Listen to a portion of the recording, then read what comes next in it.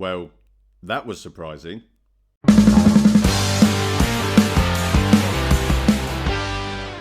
Hey guys, welcome back to my channel, or if you are new here, then please do me a favour and hit that subscribe button. So, the Browns have done it. They have done it again. They have traded with the Jacksonville Jaguars twice in, 6 months now. Obviously, going back to the draft this year, them coming up to get Travis Hunter at number 2. They have now decided to trade for Greg Newsome in what was a very, very surprising notification for me to wake up to this morning. Obviously, had to go to work. Unfortunately, my boss wouldn't let me just cancel work to make a video about that trade. So had to go to work, got back from work, got to do the video on it. We'll make it as quickly as possible. Just want to obviously give my thoughts on the trade, etc., etc. I will start, of course, with saying, thanks to Greg Newsome for his time as a Cleveland Brown. Someone that made the playoffs as a Cleveland Brown. Not many players can say that. That have played for the Browns in the last 20 years since 1999. A lot of people. He was quite a divisive player. Some people got quite annoyed by some of the antics in terms of the dancing and stuff like that. I, for one, am not. I'm not against players having fun and celebrating when they make plays. I understand why some people get annoyed, etc. But I'm not someone that was too annoyed by it. I was a fan of Greg Newsome, defended him in that sense quite a lot when people wanted to be critical for him because of that. He has been inconsistent, shall we say, at his time at the Browns. He's been really good at times. Has been, not awful at times, but has been bad, shall we say, at times. But overall, a good player, a player that was involved in the community, a player that, shouted about how much he liked being a Cleveland Brown. He was quite an advocate for Cleveland, the city, and the Cleveland Browns. So appreciate everything that Greg did during his time here. And of course, should always start by saying thanks to Greg for his 4 and a bit years here in Cleveland as a Brown. So shout out to him. Congratulations for him getting a move to Jacksonville. You'd assume, for them trading for him, that would, you would think that means they intend to pay him down the line, and hopefully he does get that payday that he wants to get. Something that we don't know if he was going to get here. So if that is the case, then obviously that's great for him as well. But in terms of the trade itself, as I said, this was a surprise. Definitely was not something I was expecting to see when I woke up this morning. But the more you kind of look at it, the more I will admit, with all that being said, I did like Greg. I was a fan of Greg. I do think he's a good player. I'm not against this trade, and it's hard. It's not to say that I like this trade, but it's there's no part of me that doesn't like this trade. I think it's I think it's hard for anyone to say this is a bad trade, and I think it's hard for anyone to say this is a good trade. And in some sense, I do understand why they did it, and think that there's a good reason why they did it. So in certain sense, I think this is as good of a trade you can have when you're trading away a player like Greg Newsome.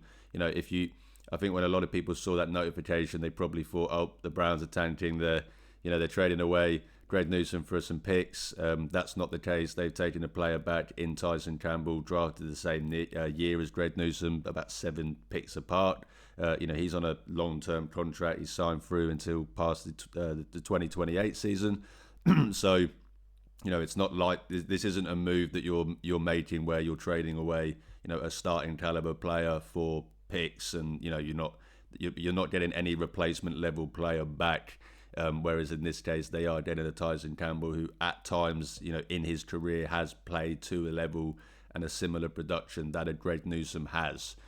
So by no means is this a move that the Browns are making to tank by any means, or like a kind of fire sale move. I don't think that at all. Similar with the Joe Flacco move, that's not both the moves they've made for me kind of they don't show me that they're changing course, panic button on the season and just punting on it, and trading away Joe Flacco and Greg Newsome. They traded away Joe Flacco because as soon as he became the backup, his use was surplus to me. Obviously, Kevin can say that it was a surprise to him kind of thing, that he probably would have been the backup if the Bengals didn't come in and make that call. But in the end of the day, he was surplus of requirement to the point that when the Bengals did make that call, you were able to make that trade, and that's because you'd already made the move and made the commitment to go young at quarterback. That's why you drafted 2 guys this year. So, you had all intention to play those guys. It's not like you changed course of your season because you traded away Joe Flacco. And same here, you're not changing course of your season because you've traded away Greg Newsome for Tyson Campbell. The reason they've done it, in my opinion, is, you're getting cheaper at the position going forwards. That's this year as well as next year as well. Without, as I said, you're not sacrificing, you're getting back replacement level production that you got in Greg Newsome, while also getting cheaper at the position and having more control on the position going forward as well. That's why I think that they've made this move.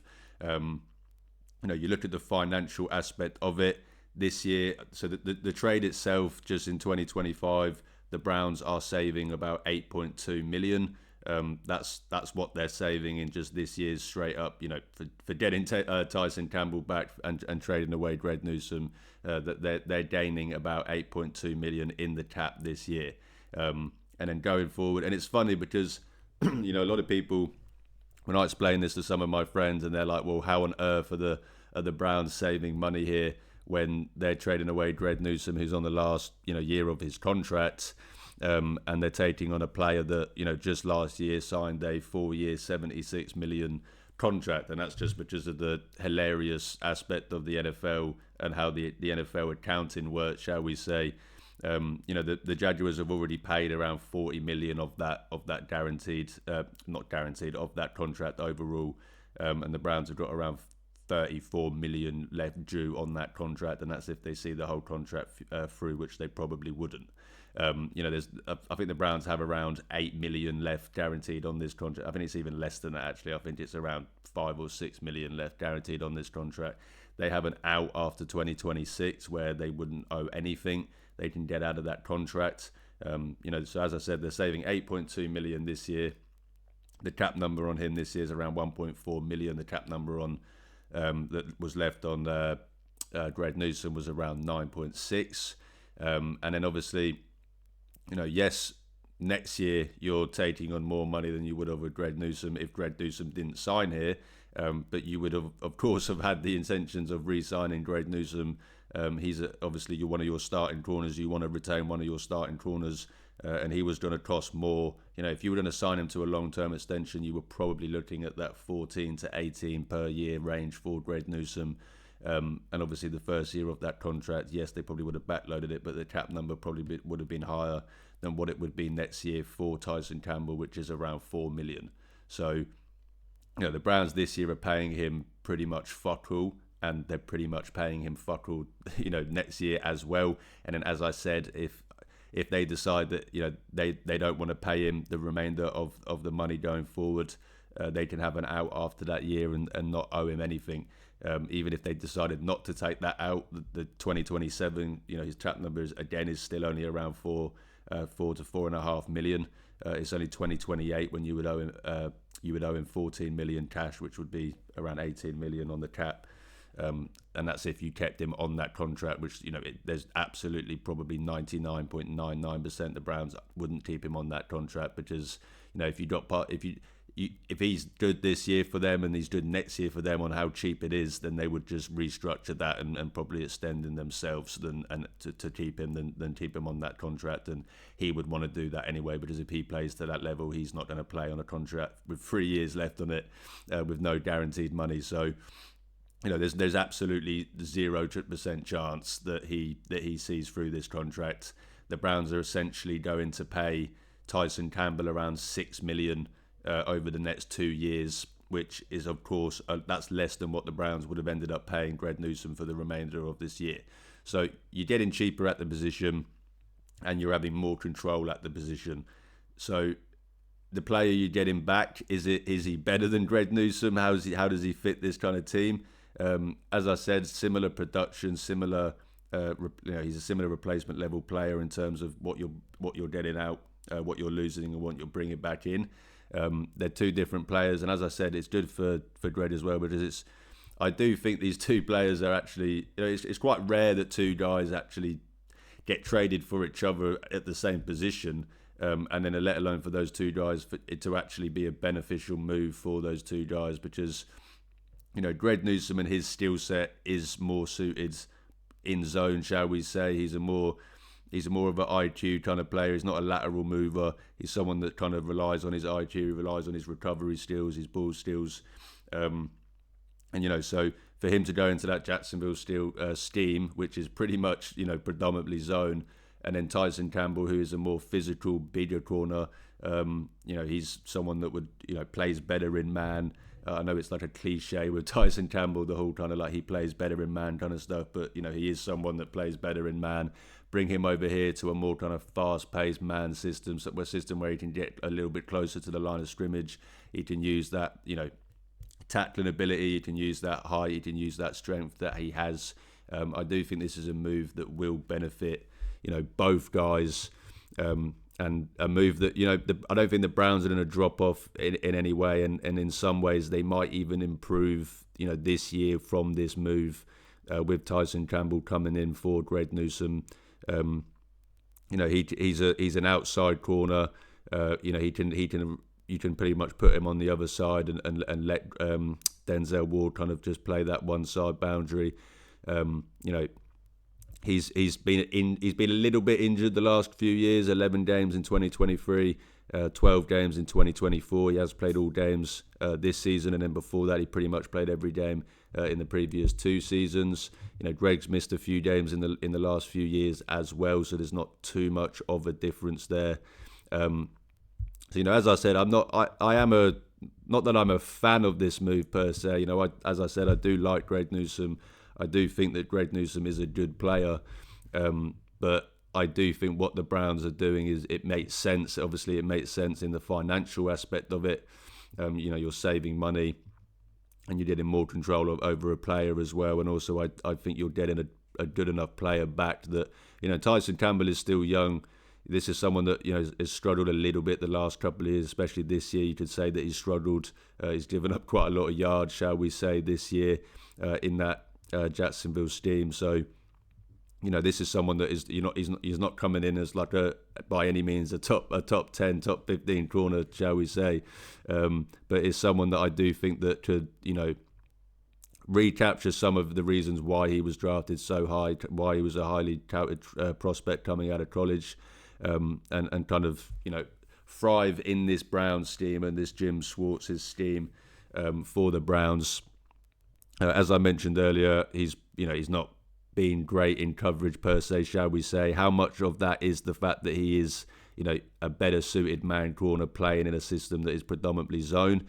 He's got a 51 coverage grade this year, which of course is not great at all. You compare that to Greg Newsome, who has a 62 coverage grade, which is of course a lot better.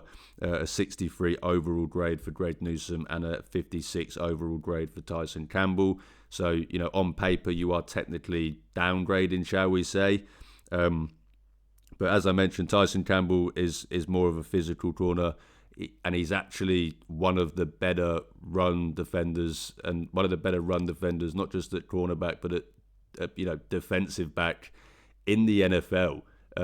This year he's got an 87.7 run defense grade, which is pretty insane for a cornerback, if I'm being honest, and that ranks third of all cornerbacks this year so far. He has really high tackling grades as well.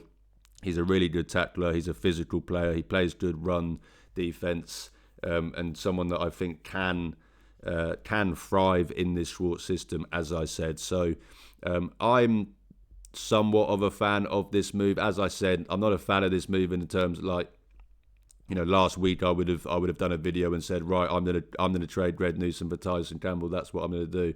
But in terms of, when I saw that the Browns have traded Greg Newsome and what those outcomes could have been, the outcome that it was getting Tyson Campbell back, with 2 years of control, which is absolutely pennies, and then obviously with the ability to extend that going forward, you're getting control over that player, you're getting cheaper at the position. Greg Newsome would he have re-signed here? We don't know that. I don't know that. Maybe he would, maybe he wouldn't have. What would the number have been? It would have been higher than whatever the Browns are paying Tyson Campbell the next couple of years. So completely understand the move. You're getting cheaper at the position. You're getting more control at the position. And, in some cases, you can make an argument that you're getting a player that's better suited for the system that you play. And, both players getting a chance to go thrive in a system that is probably better suited for them. So like the move in that sense, like the move for both players. Obviously happy for both guys. Tyson Campbell now at Cleveland Brown, obviously rooting for him. Get behind every Browns player, and obviously get behind Tyson Campbell. I'm sure everyone's followed him on Twitter and Instagram or whatever social medias he has so far. Looking forward to seeing him play, hopefully this week in his first game. And as I said, big shout out to Greg. Appreciate everything that Greg did here. How much he represented Cleveland. He will be missed.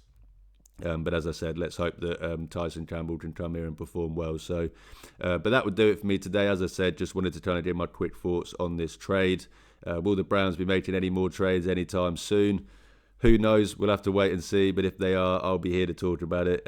But if you do enjoy my content, guys, please drop this video a like. Hit the subscribe button. It's free, but it really, really helps out my channel. You can also check the links in the description to see where you can follow and interact with me on social media.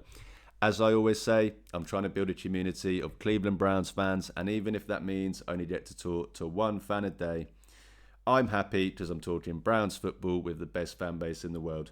Thanks again for watching, guys. Have an amazing rest of the week. Shout out to Greg Newsome. You will be missed. But most importantly, go Browns.